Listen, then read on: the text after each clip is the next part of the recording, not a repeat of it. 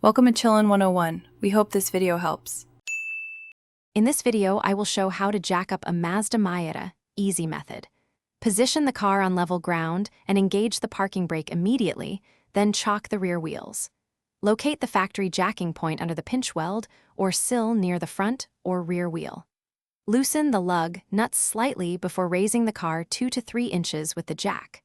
Place jack stands under the reinforced jacking points before lowering. Once the jack sits squarely under the jacking point, pump smoothly to raise the car slowly and keep both hands clear. Watch for any movement at the contact point and stop if metal shifts or the jack tilts. Slide the jack stand under a reinforced support area and adjust it to the same height on both sides when lifting more than one wheel. Gently lower until the stand bears the car's weight. If you are finding this video helpful, please like and subscribe for more simple car tips. Quick recommendation: life's too short for cheap socks. Go darn tough with a lifetime warranty, perfect for long garage sessions and dirty floors. I wear them when I crawl under cars and they stay comfy and durable. Check the description for the link and other deals. Now let's get back to the video.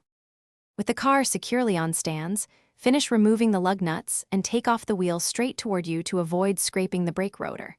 Inspect the hub and brake components for damage or leaks before reinstalling. When putting the wheel back, start lug nuts by hand to avoid cross-threading, then lower the car until the tire touches the ground and tighten nuts in a star pattern. Finally, torque to the manufacturer's specification. Thanks for watching.